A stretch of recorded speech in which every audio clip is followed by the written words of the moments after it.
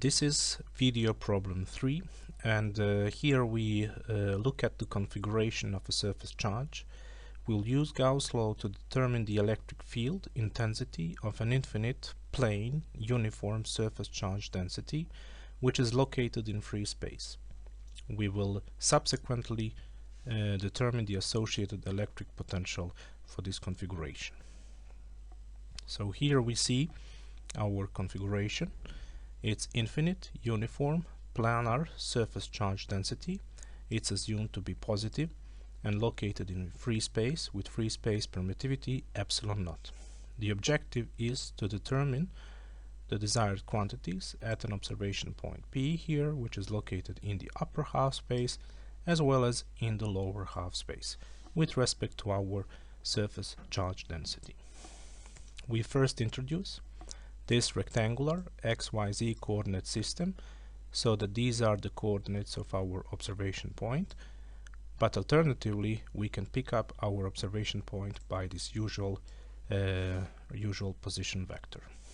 First, I postulate that the electric field at this point here will point in the z direction and it will have a constant magnitude E. Due to the symmetry down here, it will point along the negative z direction and it will have the same constant magnitude E. So first we would like to answer why this is so for this particular configuration. In fact, we can consider our surface charge density to be composed of infinitely many point charges here illustrated along the y-axis. And then you can consider the contribution of those point charges at your observation point here in the upper half space. You can consider two point charges which are symmetrically located with respect to this observation point. That's our green charge and our violet charge. The field from the green charge will point in this direction over here, and that vector can be decomposed along y and z directions. If you take the violet charge, it will produce the field which will point in this direction of the same magnitude as this one, but now this vector here can be decomposed along negative y direction and along positive z direction. It's quite clear to see that this component here and this component here, they will cancel one another, while those pointing in the z direction, they reinforce each other. This is, by the way, the argument that you can use for any other corresponding set of charges on your surface charge density distribution. So in fact we conclude that the electric field will indeed point in the z direction over here, and due to the symmetry, similar arguments will give you an electric field pointing in the negative z direction in the lower half space. So much about the components. How does it look for the field dependence on coordinates? Well, because the charge distribution is infinite and uniform in x and y direction, this means that the field will be independent of x and y. We also know that the divergence of the electric field will have to be equal to 0 away from the surface charge distribution. When the field only has a z component, this will be the divergence here, and you can see that the only way this quantity here is equal to 0 is by having a field which also is independent of the z coordinate. Thus we have verified that the electric field will only have either positive or negative z components and a constant magnitude E in upper and lower half spaces. We are now ready to introduce a proper Gaussian surface and also get the right ds element for our Gaussian surface. Due to the rectangular symmetry of our charge configuration and the specific form of the electric fields, it's obvious to introduce this rectangular pillbox surface which is residing both in the upper half space and lower half space. And we will use Gauss law to this surface here to obtain the electric field intensity. It's clear to see that our closed Gaussian surface is composed of a top surface here, which is located in the upper half space, and a bottom surface down here, which is located in the lower half space, and then there are four surfaces on the side of our closed peel box. There will be no contribution to this integral over here from those four side surfaces, because their ds element that you can see here will be orthogonal to the electric field intensity, and the dot product will thus be equal to 0. So we only get a contribution to our integral from our top and bottom surfaces. Down here you can see that on the top surface the ds element will point in the z direction, and down here it will point in the negative z direction. The magnitude of this ds element, which is essentially differential surface area that you can see here due to the orientation of the coordinate system, is given by dx times dy. So we now have all the ingredients to determine the electric field. Here I have repeated the Gauss law and also our particular form of ds elements.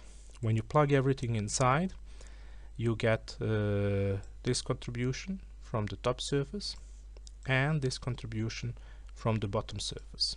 On the right hand side here you have the total charge enclosed by your Gaussian surface divided with free space permittivity. We assume the surface area of your top and bottom surfaces to be equal to A. That is essentially also the area of this blue rectangle, which exactly resides on your surface charge density.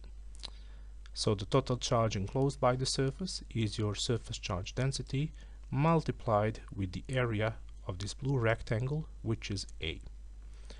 On the left hand side here you have a z component dotted with this z component that is equal to unity, and you can take the electric field outside. And something similar you will do for your second integral. So these will very easily give you the left hand side, which is equal to 2 times the magnitude of the electric field times this area A, is equal to this right hand side over here.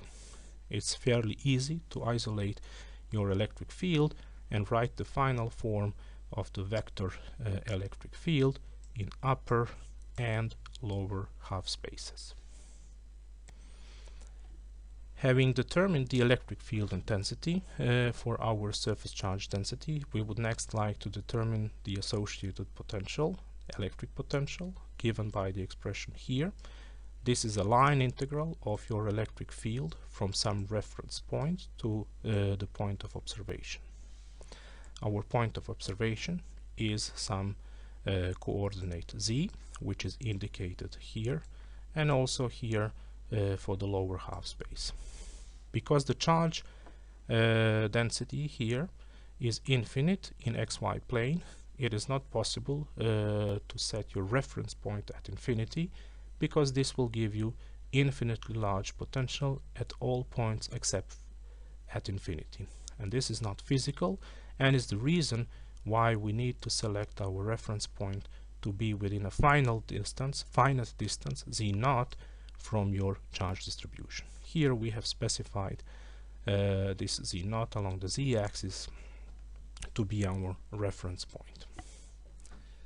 We can integrate along this red path, for instance, that you can see on the figure, but due to the path independence of this integral, we can also integrate along this blue path, which is basically this straight line from z0 to z. For this one, your differential length change, which is the differential displacement, is given by the expression here. You can plug the electric field and the dl element in your integral for potential, and you arrive at this result, which is very easily integrated to give these expressions for electric potential in upper and lower half spaces. You can see from these expressions, if z0 is moved to infinity, you get infinitely large potential at all points except at infinity. This is not physical due to this charge configuration, and is the reason why we have specified the reference point to be within a finite distance away from the surface charge distribution. So our tasks are finalized, and here you see a summary of the results. And as usually, we have some tasks for you. We would like you to sketch the electric field and potential as a function of z for a positively charged sheet.